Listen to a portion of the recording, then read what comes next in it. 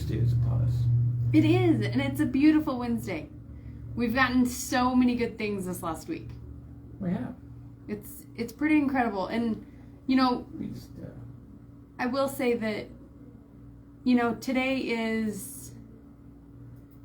it's probably a deeper conversation than what most would want to have, but I think it's necessary given the current, you know, temperature of the world. oh. Are we expecting someone, by the way? No, I don't have a guest today.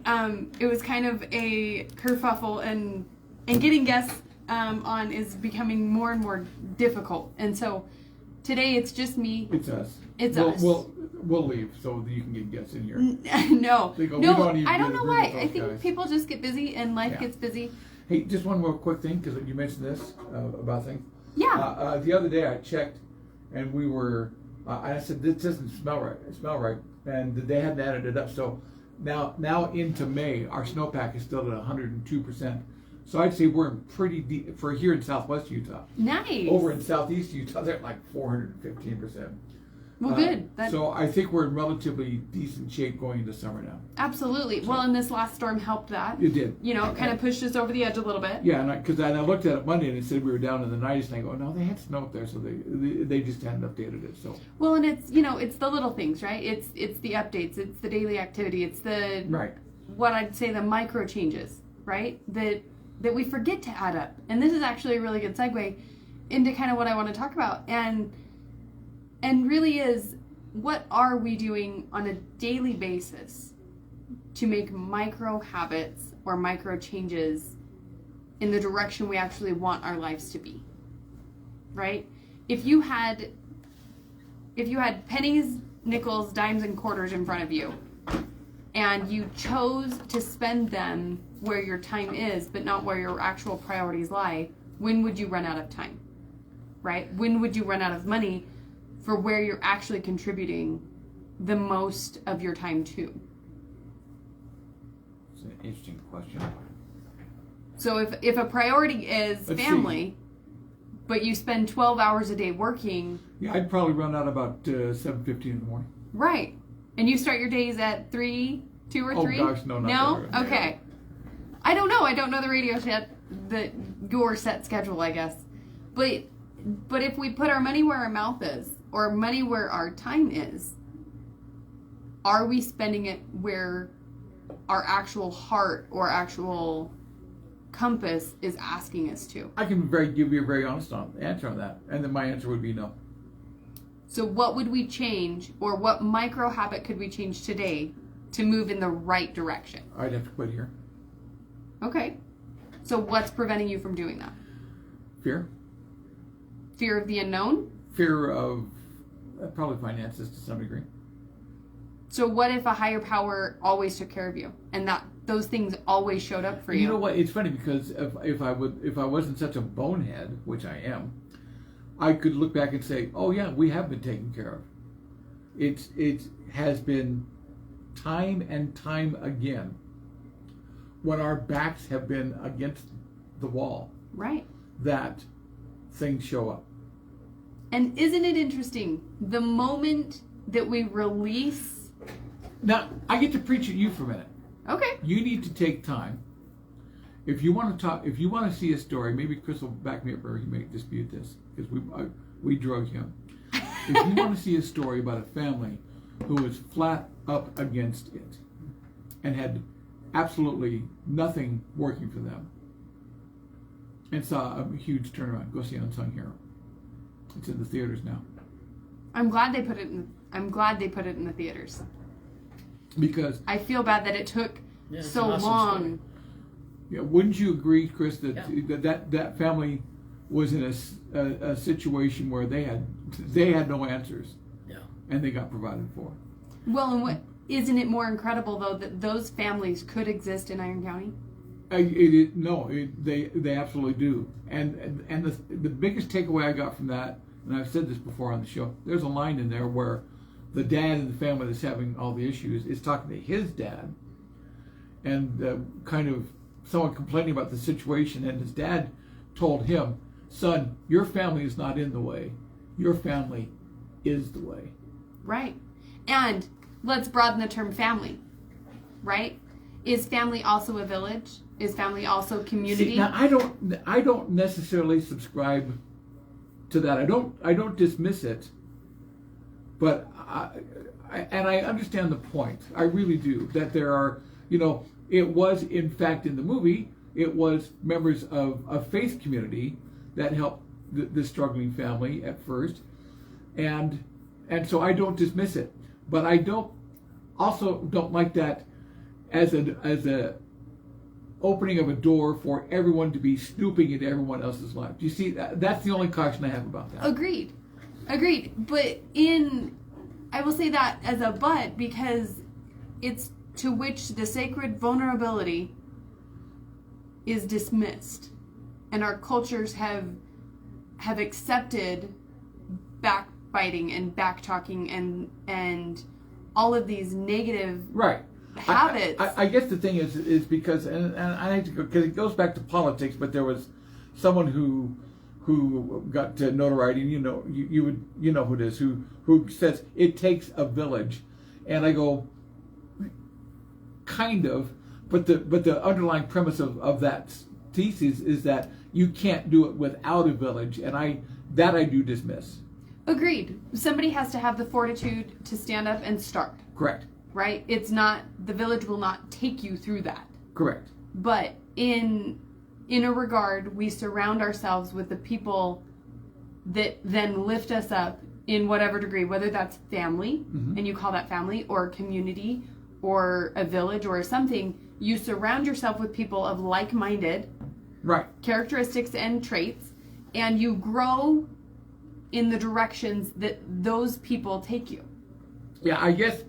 So I guess what kind of gets my hackles up, and I'm going to have a discussion, is that the proponents in some say the village will supplant the family, and I strongly disagree with that. Okay, and this is not a I'm right or you're wrong conversation, no. and I think that if we are spending or trying to spend our time most effectively, right? Our time is limited, and we don't know when it stops. I think that's the overarching conversation here is... With me, I know it's soon. Well, that's the thing is if you could leave the legacy that you truly wanted to leave rather than the legacy that you are, do they align? I would have to say in my case, probably not.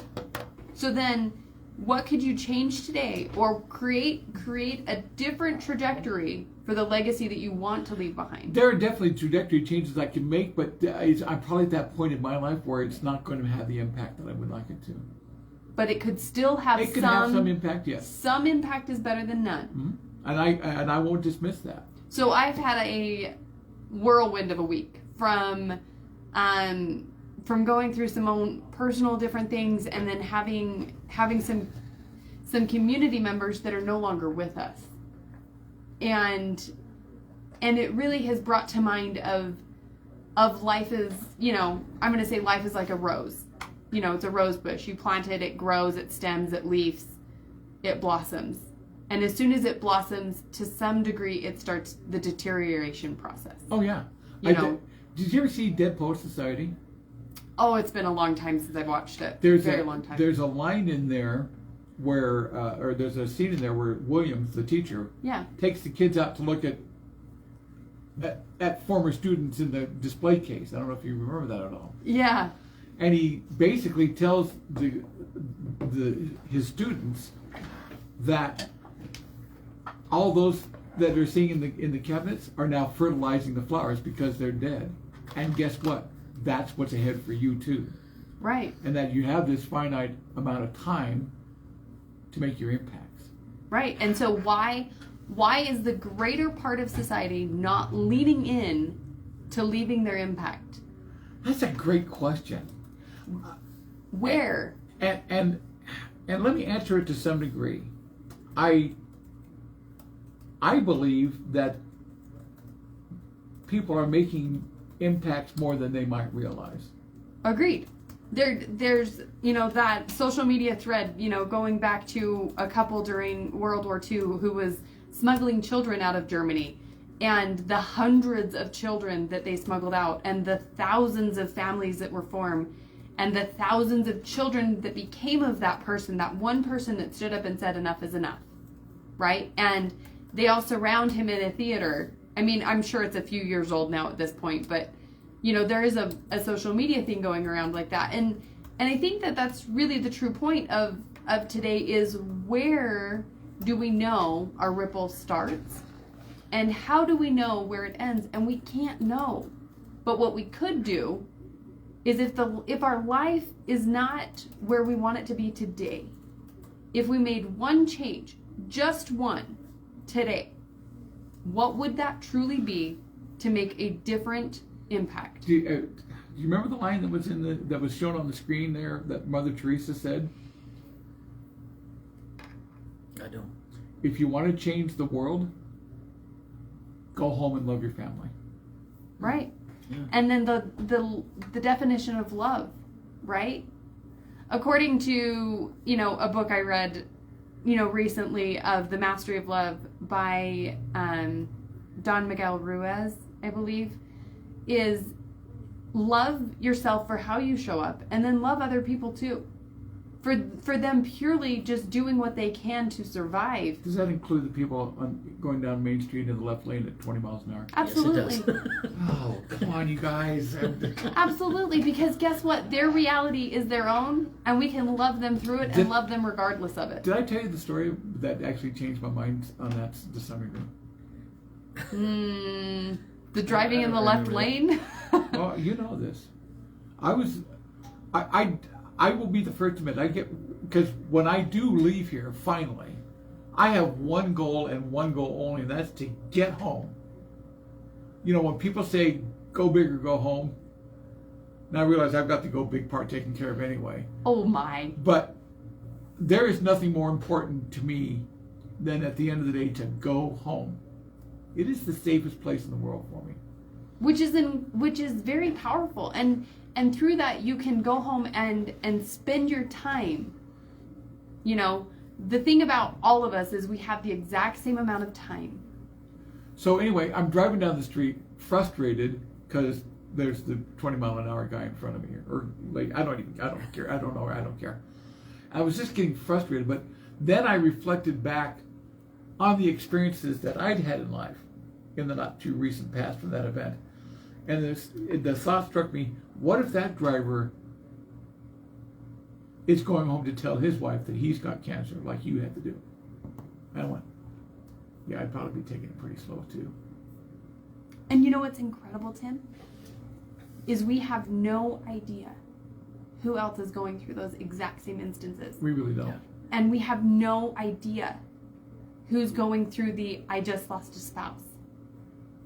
Yeah, we have a friend that lost his spouse recently, and you can agree with them and help, but it's still just such a I can't imagine what it'd be like. So why can't we, as a society, give each other more grace? You know, it's funny that you mentioned that, because I've been hearing that phrase a lot, and in fact, I'm developing an article about it. I've heard that phrase, we need to give grace.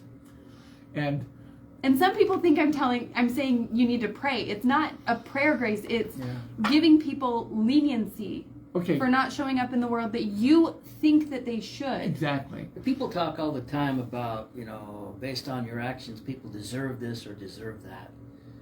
Grace is giving people better than they deserve. You know, which is what I want for myself, certainly. Yeah. Right. I'm grateful that I've gotten better than I deserve, and if that is truly the case, I ought to be able to extend that to other people. Right. Okay, and I am going to jump into faith traditions for a little bit. I have come to realize and I believe that there is, if there's a life waiting for me after mortality, it's not going to be because of anything. What the rewards I get there are not going to be based on anything I've done. It'll be the most gracious act that's going to give me a pleasant afterlife, because there's nothing I've done that's warranted it. And bringing that back into this level, because grace has been extended to me, do I really even have a choice to not extend it to others? No, but it's the acknowledgement therein of. Because if you choose, By the way, nice therein of. well, I Did try. you take a legal class here or something? I do have a couple of degrees. I'm kind of knowledgeable in nothing. But like, as you're going through the grocery store, as you're driving down the road, you know, it takes 3.5 hours for your body metabolically to calm down from a cortisol high of stress or fear or fight or flight response. 3.5 hours to respond from that. That's 3.5 hours that I don't have to spend energy on shit that I don't control. But can I give them grace? By the way, to the I know. FCC that might be monitoring. I That was know. spoken by a guest of the radio station. But that, Yes, I apologize. no, that's okay. But- because sometimes you have to say things like that. You want to. It really truly goes back to where I devote my time, my entire 24 hours a day that I have no idea when it's going to end. No idea. But can I choose to make an impact today that will start a ripple in somebody's life that may infuse positivity into the world? And that's a good question. And the caution I would have in there. You're saying it's not okay to love? No, I'm saying it's definitely okay. Thank you, politician, for twisting my words. I mean, they're taking Tinkerbell out of Disney, my heck. No, that you can actually say myself because that's, But just in the whole variety of it, the original beacon of hope for Disney was Tinkerbell. It was the Wish song. I think I'd have to line up with that. I think. It's the original. We But want she's a better world. But We she's want. body conscious, don't you know? That's a sin these days. So is the alphabet. We're not going to get into it. And But giving people grace for the entirety of what's going on, because you want to get grace too, and you want to love abundantly. And the micro change today that I would make is to wave and smile more. Do you know how many angry people drive around? Do you know how many people are fixated on the road in this, I am so sick of making decisions, I'm trying to get home just to be home so I don't have to make any more decisions atmosphere? Right? If you waved and said hi, if you said, how are you doing today? If you simply smile. Do you know who I love to see in cars? Who? That person with the windows down and the radio or whatever they're listening to cranked up and just belting out the song to the music. I go, good for you. Do that more often. Oh, I do a lot. And smile and give this world contagious things of happiness and love. Because if that is one thing our society does need, society at large, is if you showed up slightly differently today than you did yesterday, what good would you bring? What grace would you give? And how would you change that person's life? Do you know what the hardest part is? And I was talking with a coworker on this. Is to extend that to those who you have felt that have wronged you. Whether they actually have wronged you or not, if you feel like that, that's your reality. And how hard is it in those cases to disperse the bitterness that's in you? But eventually we kind of have to get there too. And I've had a couple experiences of that in my life. You know, It's worked out well. and in the last few months, I've had some pretty strong interactions with those things too. And what I default to is I have the ability to figure it out regardless of their vision of my reality. And my reality is that I show up, I try my best, and I always put other people before myself. And to some degree that may, I mean, in the last 2 weeks, I've told many people to fire me. You know, and they're like, we're not going to fire you. And I was like, but at the same time, I can't, in good conscience, keep helping you because I don't think that this is right. And they're like, but McKinnon, you are always doing what's right for us. You are always making sure that everything is right for us and we will never leave you. And that's where it's incredible the power of my community, the power of Iron County, the power of the people that I am involved with, because as long as I am doing everything I can right, or to the degree of right, then it always shows back up for me. You know what, as we're running out of time on Wired Wednesday with McKinnon Hansen, you know, my favorite way to spend $5, well, it might be a little bit more now, right, is to find the mom in the grocery store, or the dad, the mom or the dad in the grocery store that has a couple little kids that just need a popsicle. If you could do that once a week. Now, you see, the socially conscious, we say, oh, so you want those kids to lose their teeth, is what you're saying. Absolutely. Because what's incredible is teeth are always lost. Thank you guys so much for joining us for Wired Wednesday. This has been your host, McKinnon Hansen, going over the micro changes in our lives that we could make to make the world slightly better than it was. You know what I like to do from time to time? I hate to say this because these things should be done quietly. Is pay for the person behind me in the drive-through line. Paying it forward. Who knew? In that case, backwards, I guess. Well, agreed, but it's those things that make us human, that bring us together, that create those experiences for other people to be empowered to do good more. Thank you so much for joining us for Wired Wednesday. Now the last question is, what help can we give to someone like Bennett? Craig gives us good information all day long. I don't know. He might